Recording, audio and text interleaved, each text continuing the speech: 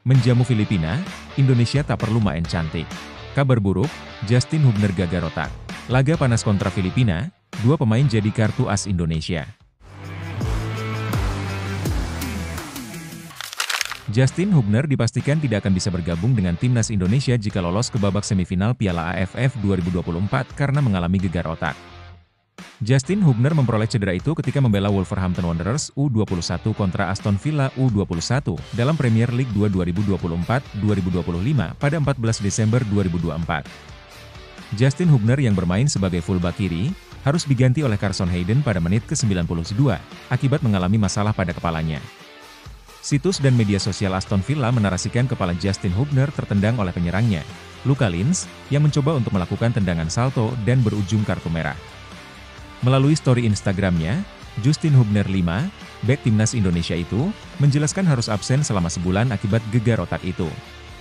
Untuk semua orang yang bertanya kapan saya kembali, kemungkinan saya akan istirahat selama 4 minggu.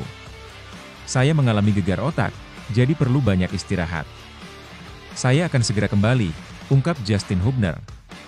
Kondisi ini cukup disayangkan mengingat Justin Hubner baru kembali memperkuat Wolverhampton Wanderers U21 setelah mengalami cedera sehabis membela timnas Indonesia.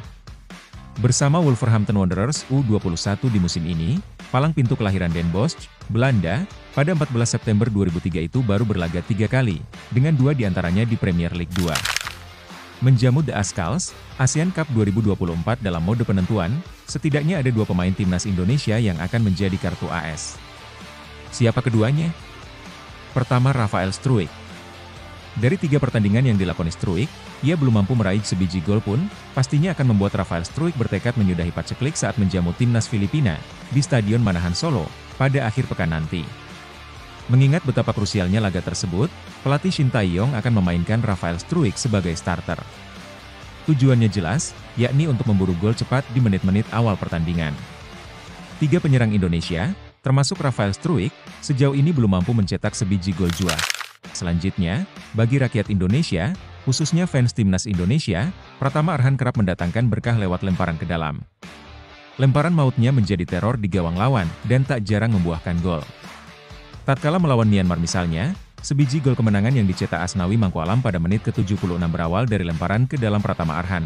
Tak hanya lemparan, Pratama Arhan juga sosok pemain serba bisa. Pemain Blora berusia 22 tahun tersebut bisa dimainkan sebagai fullback kiri dan kanan atau bek sayap. Pemain kepunyaan Suwon FC ini bisa beradaptasi dengan cepat terkait strategi dan skema yang diterapkan Shin Tae-yong. Dalam 3 laga, Pratama Arhan tak pernah absen. Kehadirannya nanti akan membuat Filipina merasa terteror dan itu jelas keuntungan bagi Indonesia untuk memenangkan duel. Kemenangan atas Filipina akan membuat timnas Indonesia lolos ke babak berikutnya atau semifinal. Kemungkinan besar, pasukan Shin Tae-yong bisa finish sebagai runner-up, mengingat Vietnam akan menjamu Myanmar di kandang sendiri pada laga terakhirnya. Filipina juga tidak boleh diremehkan oleh timnas Indonesia. Namun, dengan berbagai keuntungan, terutama bermain di kandang sendiri dan punya masa recovery lebih lama, membuat timnas Indonesia diprediksi mampu menundukkan The Ascals. Sebagai tuan rumah, melawan Filipina yang banyak pemain naturalisasi, ia harus mencari kemenangan untuk lolos ke semifinal, bukan permainan. Hasil yang bisa diterima para pendukung sekarang adalah menang dan melaju ke semifinal Piala AFF 2024, ujar Aris Budi Sulistyo, pengamat sepak bola nasional, Kamis, 19 Desember 2024.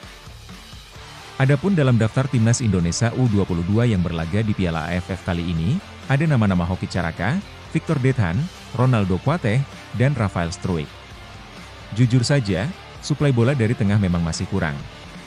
Untuk itu, Rafael Struijk dan Hoki Caraka agak kesulitan berkembang, dari lini tengah sulit berkreasi. Selain itu kita bisa memanfaatkan skema serangan balik yang cepat, jelasnya.